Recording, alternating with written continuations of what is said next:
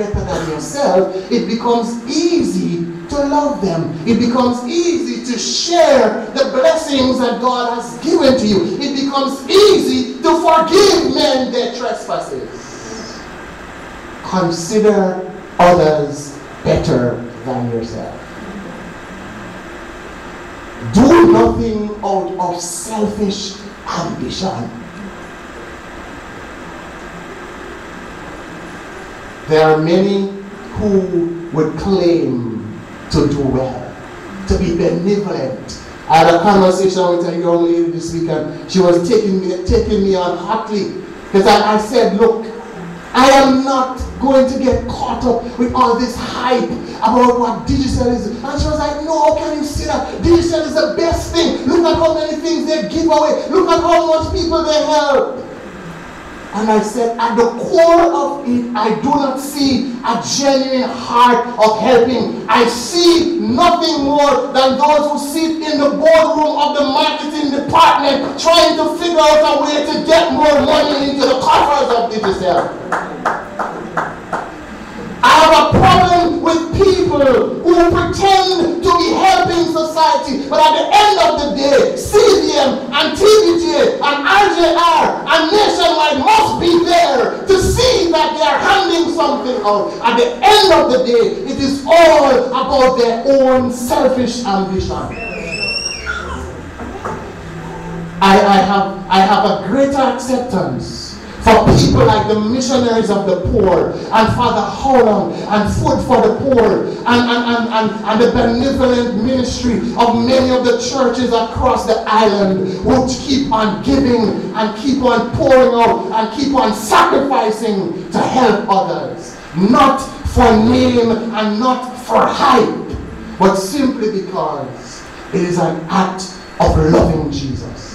That's why Jesus would say, do not let your right hand know what your left hand is doing, because it is easy, even in our service for God, that it is not about God. It is not about the people that we are blessing. It is about ourselves. I want people to know that I give this.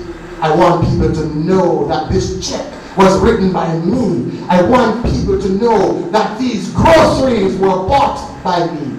No, Jesus came, and all that was on his mind was not his own interest, not his own ambition. He had no ambition to work for, because he already was at the place of excellence. He had no image to preserve, for he was secure in himself. Being in very nature God, did not consider his equality with God as something to be held onto, but he made himself of no reputation.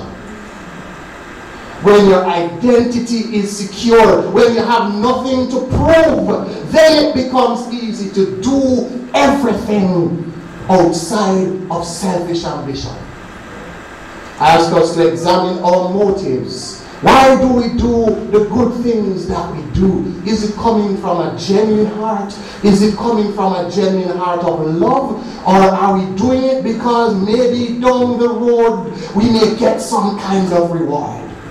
Jesus would say in the Sermon on the Mount, if you do good only to those who can bless you in return, what's the point? Even the pagans do that. If you give only to those who you expect will be able to give back to you, what good is that? Even the heathens know how to do that. But give rather expecting nothing in return, but simply because you are doing it as unto the Lord. An example of humility that we can follow. And then he will go on to say, be like-minded. Have the mind of Christ. The same love, one in spirit, one in purpose. Those are hallmarks of humility. Humility flows from the place of surrender. Humility flows from the place where one has died to self, and in that environment, love and oneness of spirit and unity of heart and oneness of purpose will naturally bloom and blossom, because every man esteems the other better than himself. Because I consider you better than myself, and it is not about my ambition, I will work very hard to lift you up. I do not want to pull you down. It is not about me getting ahead and stepping on your shoulder to get to the top, but it is about me doing everything I can to lift you up and to bring you to a higher place. And so love and unity and peace and oneness of spirit will be the natural fruits where there is genuine humility. The example of Jesus is an example of how to be truly great. And it is a total reverse of the way the world does it. For with Jesus, he calls us to descend into greatness. The model of the world is one of ascending into greatness. For Christian leadership is not the way of upward mobility, but the way of downward mobility that ends up on the cross.